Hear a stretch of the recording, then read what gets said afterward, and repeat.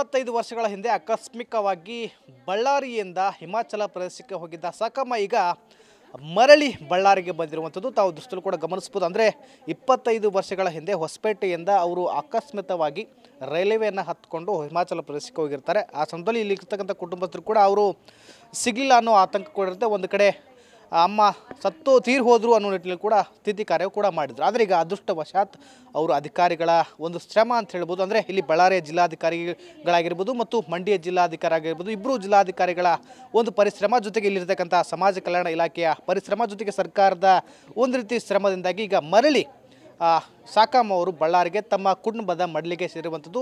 ಈಗ ದೊಡ್ಡ ಕುಟುಂಬವನ್ನು ಸಾಕಮ್ಮ ಅವರು ಹೊಂದಿದ್ದಾರೆ.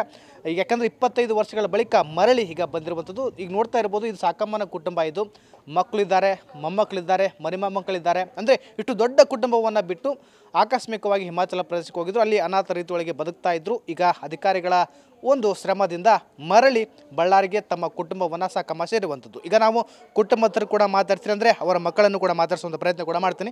ಮೇಡಮ್, ಈಗ ಎಷ್ಟು ವರ್ಷಗಳ ಹಿಂದೆ ತಮ್ಮ ತಾಯಿ ಹಿಮಾಚಲ ಪ್ರದೇಶಕ್ಕೆ ಹೋಗಿದ್ರು? ಆ ಸಮಯದಲ್ಲಿ ತಾವು ಏನು ಹುಡುಕಾಟ ಹೇಗೆ ನಡೆಸ್ತಾ ಇದ್ರಿ ಅಂತದ್ದು? 23 ವರ್ಷ ಆಗುತ್ತೆ. 23 ವರ್ಷ ಆಗುತ್ತೆ ಅಷ್ಟೇ.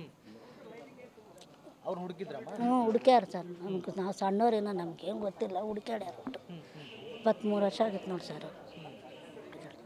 ಈಗ ಮರಳಿ ನಿಮ್ಮ ತಾಯಿ ನಿಮ್ಮ ಜೊತೆಗೆ ಸೇರಿರುವಂಥದ್ದು ಭಾಳ ವರ್ಷಗಳ ನಂತರ ನೀವು ತಾಯಿಯನ್ನು ನೋಡ್ತಾ ಇದ್ದೀರಾ, ಹೇಗೆ ಏನು ಖುಷಿ ವ್ಯಕ್ತಪಡ್ತೀರಾ? ಭಾಳ ಖುಷಿ ಆಗ್ತದೆ ಸರ್. ನಮ್ಮ ತಾಯಿ ಸಿಕ್ಕಿದ್ದಕ್ಕೆ ಭಾಳ ಖುಷಿ ಬರ್ತೈತಿ. ನೀವು ಅದೃಷ್ಟ ಅವರು ಒಳ್ಳೆಯರು ಕಳಿಸ್ಯಾರ, ನಮ್ಮ ತಾಯಿನ ನಮ್ಮ ಹತ್ರ ಕಳಿಸ್ಯಾರ. ಅವ್ರಿಗೆ ಭಾಳ ಇದು ಹೇಳ್ಕೊಂತೀವಿ ಸರ್. ಯಾಕಂದ್ರೆ ಈಗ ಮೇಡಮ್, ಈಗ ತಾಯಿ ಇಲ್ಲ ಅಂತಂದರೆ ಮಕ್ಕಳ ಪರಿಸ್ಥಿತಿ ಹೇಗೆ, ಬೆಳವಣಿಗೆ ಹೇಗೆಲ್ಲ ಎಷ್ಟು ದೊಡ್ಡ ಸಮಸ್ಯೆನ ಅನುಭವಿಸ್ತಿರ್ತೀರಾ. ಇಂಥ ಸಂದರ್ಭದಲ್ಲಿ ಈಗ ಮರಳಿ ನಿಮ್ಮ ತಾಯಿ ಸಿಕ್ಕಿರುವಂಥದ್ದು ಏನು ಹೇಳ್ತೀರಾ ಅಂತ? ಒಳ್ಳೆ ಅದೃಷ್ಟ ಮಾಡಿ ಅನ್ಕೊಂತೀವಿ ಸರ್. ನಾವು ಅನುಭವಿಸಿ ಮಸ್ತೆಲ್ಲ ಅನುಭವಿಸ್ಬಿಟ್ಟು ಆಗಲಿ ತಾಯಿ ಇದ್ದಂಗೆ.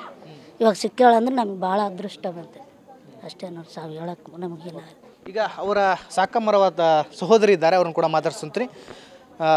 ಅಮ್ಮ, ನೀವಾಗ ಸಾಕಮ್ಮ ಅಂದರೆ ನಿಮ್ಮ ಸಹೋದರಿ 23 ವರ್ಷಗಳ ಹಿಂದೆ ಹೋಗಿದ್ರು, ಈಗ ಮರಳಿ ನಿಮ್ಮ ಕುಟುಂಬವನ್ನು ಸೇರಿರುವಂಥದ್ದು ಏನು ವ್ಯಕ್ತಪಡಿಸ್ತೀರ ತಾವು?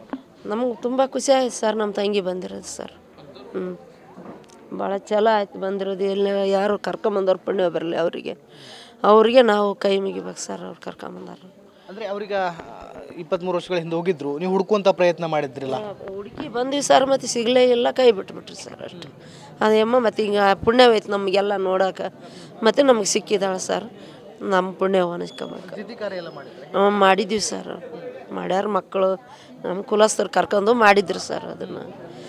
ಈಗ ಆಯ್ತು ಮತ್ತೆ ಸಿಕ್ಕಾಳಂದ್ರೆ ನಾವು ಪುಣ್ಯವಲ್ಲೇನು ಸರ್. ಮರೆ ಹುಟ್ಟಿ ಬಂದಾಳ ಅಷ್ಟೇ. ಎಲ್ಲೆಲ್ಲಿದ್ದ ಕರ್ಕೊಂಬಂದಾರ, ಅವರಿಗೆ ಪುಣ್ಯ ಬರಬೇಕು. ಇಷ್ಟೇ ಸರ್, ನಮ್ಮ ಕೈ ಹೇಳೋದಾಗೋದಿಲ್ಲ. ಇದಿಷ್ಟು ಕುಟುಂಬಸ್ಥರ ಮಾತಾಗಿರುವಂತಂದರೆ ಮರಳಿ ಸಾಕಮ್ಮ ಮತ್ತೆ ಹುಟ್ಟಿ ಬಂದಂತಾಗಿದೆ. ಕುಟುಂಬಸ್ಥರು ಅವರನ್ನು ಕಳ್ಕೊಂಡಿದ್ರು. ಈಗ ಅಧಿಕಾರಿಗಳ ಪರಿಶ್ರಮದಿಂದ ಮರಳಿ ತಮ್ಮ ಕುಟುಂಬವನ್ನು ಸೇರಿದ್ದಾರೆ. ನಮಗೆ ಬಹಳಷ್ಟು ಸಂತೋಷ ಆಗ್ತಾ ಇದೆ ಅನ್ನೋ ಮಾತನ್ನು ಹೇಳ್ತಾ ಇದ್ದಾರೆ. ಕ್ಯಾಮ್ರಾ ಪರ್ಸನ್ ಸಂತೋಷ್ ಜೊತೆ ವಿನಾಯಕ ಬಡಿಗೇರ, TV9 ಬಳ್ಳಾರಿ.